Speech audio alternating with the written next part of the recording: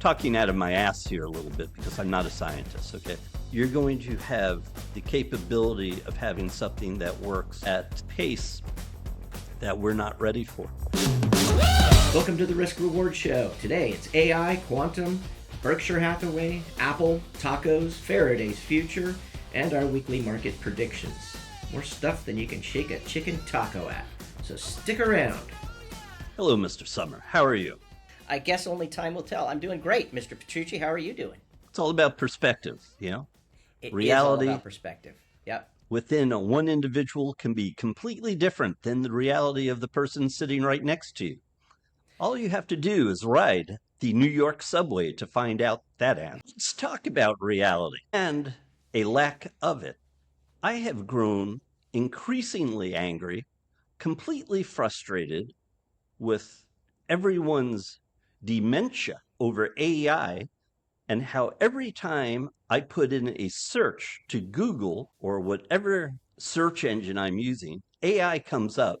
And I've got to tell you, almost 70% of the time, the answer that I'm getting up on the top of the screen is not what I want, and it's wrong. And I am getting more frustrated and angry about this every day. And I worry about poor coding, bias within the AI that exists because of coders, okay? I worry about the impact on kids who are reading AI and taking everything as concrete evidence that this is correct. And more importantly, it's creating a massive wave of AI generated responses that are wrong and are swaying people. There are more studies that are showing this. And not only that, I'll finish this, and I want your opinion, Mr. Hollywood, because every time I use Word documents via Microsoft or go into websites, website design platforms, they almost automatically try to put their AI into what I'm doing, which is all too apparent. I'm tired of it. And what I'm wondering is if there's a business out there that's actually going to become like an anti-AI business. In other words, a business that you can actually take down all of this AI nonsense and kind of gives you what we were talking about 2 months ago with Barry, adversarial filters automatically that tell you, hey, this information that you're getting from this website is wrong. Now, of course, that might be someone else's reality. Right, yeah. I had to start this with a big soliloquy, but I want your opinion on this. And if you are bothered as much as I am about. Well, look, you're preaching to the choir. I mean, I was out on strike lines with everybody else 2 years ago for this very thing. We feared this was coming. Everybody knew it was. But it came so fast, which a lot of people predicted. But here we are. And you can still generally toggle off. There are ways to toggle off the predictive AI that you're talking about when you're running through like Google search, or you're crafting an email and it's trying to do it for you, or that kind of thing. You can turn a lot of that on and off, but some of it you can't. And the research of it, I use AI for. I'm a writer among other things, as you know, so I don't like using AI to write. I absolutely hate it. In fact, I use it as a research tool. But when I look back at it again, I often have to either throw it out just because it bothers me so much, because it's gotten so much wrong, or because the writing is so bad that it just takes me out of the zone and I can't focus on rewriting some research that's been done. Yeah. So that's just infuriating to me. So I'll use it as a research tool, but even that, as you said, it hallucinates frequently. It often provides wrong information. It doubles down on that information. So now you have to, I subscribe to ChatGPT, their premium, whatever it is, but I have to also subscribe to others to cross, examine it to make sure that one AI program is getting it right and the other, corresponds or corroborates it. And so, now you're paying extra for this stuff where you could have just researched it yourself. And I don't know how much time you're saving because you're having to fact check all the stuff you're being thrown your way. You have to fact check the AI responses, which is giving you bad information. Yeah. And even if you were to get it confirmed by 2 or 3 sites, it doesn't necessarily mean it's correct sometimes. Right. because of the so-called bad actors that have infiltrated chat rooms like Reddit Yeah. or Right. X or any other place, Instagram, and they're creating these automatic responses and Mm-hmm.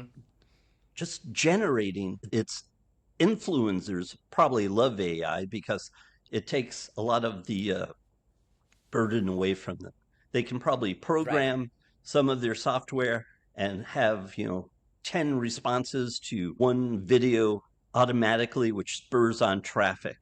The question is, will Instagram and Facebook and X start to get rid of these things? On angry MetaTraders, Mm. for instance, we're starting to build up a crowd on Twitter.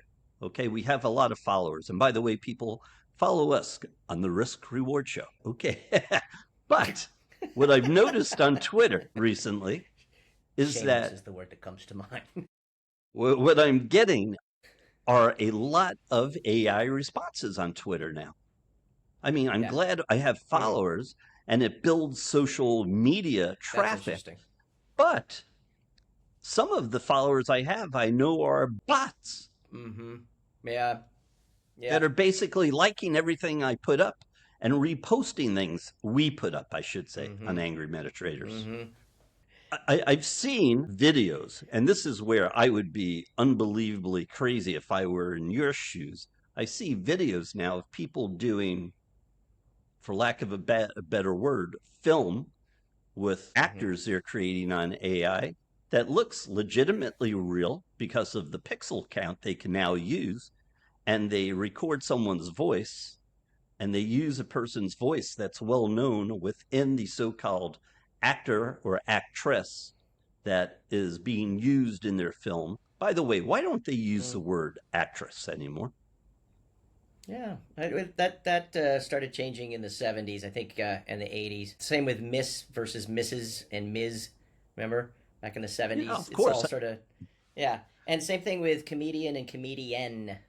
Remember that? People used No, to that I've say never heard of. Phyllis Diller in her prime was a comedian, ENNE, and now they're Really? all comedians. Yeah.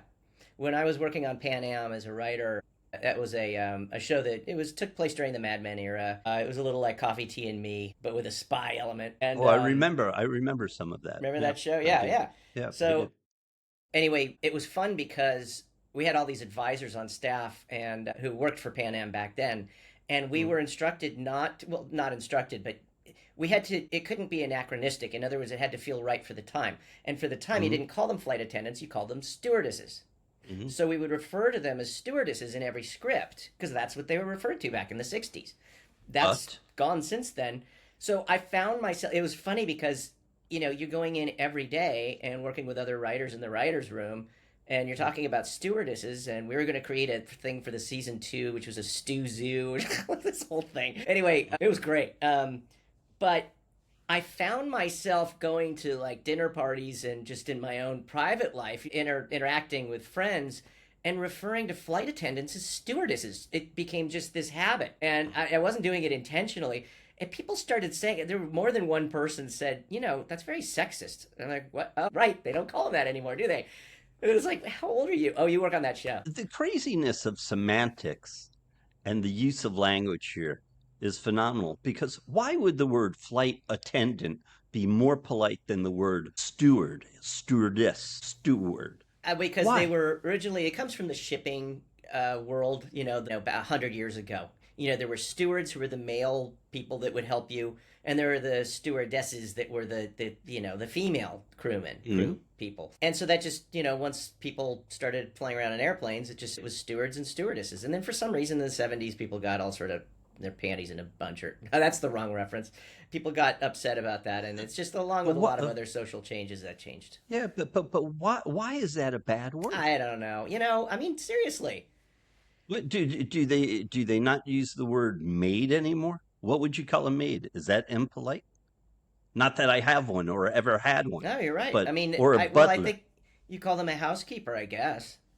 Mm. Butlers, I think, are probably still the same. Very few people have them, so I don't know if they care. Can I have a But whiskey, please? yeah, Mm. but yeah, it's funny. There were so many social changes that came about in the '70s, and I think some of it maybe have been a little bit of an overreach because along the way we lost certain things that made us feminine or masculine that Okay. people So still embrace. let's circle back here into the original part of this Right. conversation and Okay. Yeah. end it I had because so of the fact that it's influencing young people, children, okay? With AI, that you mean? information, Right. is this a danger? And also, is there a way, do you think there will be apps as part of this business idea that I'm putting forth for someone to invent a method that you'll be able to take what you're looking at in the future, put it into your app, and ask it, is this AI or not? How many elements of this are AI? I wonder if they could do that and say, They this is already do 60% that. AI. There are already do that, and most of those programs, spoiler alert, do not Mm-hmm. work. There are a lot of software programs. I have a couple of them built into some of the research tools and stuff that I have. Like Grammarly, for example, checks your grammar. It always has. I don't really use it because my mother was an English teacher, and thankfully I don't need to very much, just because it was drilled into me. But they now have a feature among lots of other programs that will take something that you feed into it that you're curious about. Let's say you're a professor and you're curious about whether this is written by AI or not. And it'll tell you in a percentage, like this is 70% original and 30% AI. But the thing is, most of them just don't get it right. Or if they do get it right, AI programs are so fast, they're evolving so quickly that those counter programs have to evolve just as quickly and usually can't keep up. I think it can get it. Dangerous. I think it's hit or miss, and it can get it some of the time. But, for the most part, we can kind of tell just by reading it. The best anti AI method is using humans to simply write it. Did you know? I saw this the other day. There's the stock price for the paper company that manufactures those old blue books that we used back when we were in college, in high school, when we had to do an essay. The stock price has jumped because apparently, I don't know by what percentage, because there is now a 20% increase, 20 or 30% in the amount of blue books being manufactured and sold by that company. Because now all of a sudden, to combat AI, these college professors are now requiring students to take exams, writing them out without any kind of cell phone around them. They're having to That's great. prove that they can do it. Isn't that great? I love that, actually. That's how I had to take a Yeah, test when I was at Northwestern before all of us. I Yeah, became a USC, every famous class had student those for things. being a poor student. Yeah, right. Yes. So it keeps them honest, I guess. Now, going back to you had an original question about AI in Hollywood. And here's the thing, this is also new as well. But word is leaking out now that there's a lot of, we've already known that the studios, especially like Lionsgate, because they came out publicly about this several months ago, they're using company to work with them. They've contracted to work with them to pull content and information out of the content that they own. So the IP that they own, it can be drawn into their large language model, their learning whatever LLM, and they can draw on that because then they own the copyright already. There's no copyright infringement. They bought all those scripts or they developed all those scripts, whether they got made or not. They can draw off all that and create content, create ideas, and possibly create screenplays. I don't know about that because there's certain stipulations that came out of that strike about that. The other studios, the rumor is, are all doing the same thing, or at least some of them are, because that way they avoid any future legal battles if some of these court cases that are working through the system, don't go their way. So, but the new thing now is they're now, I guess, a lot of them just got an advanced sort of private showing of the new AI coming out that's not public.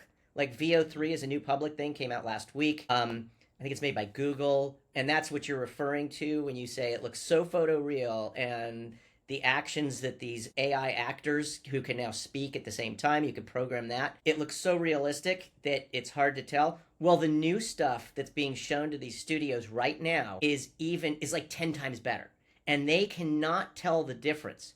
And what they're talking about now is, at least some of them, is repurpose. This is just chilling in a way, but it's kind of interesting too. Repurposing old sitcoms like Cheers or Friends or whatever and creating new episodes. So they can have a writer script out these new episodes, right? But they use the images of the actors if they get the permission, and that's no easy thing because there's rules against that now too. But they could get the images of the actors and they can create whole new episodes of Friends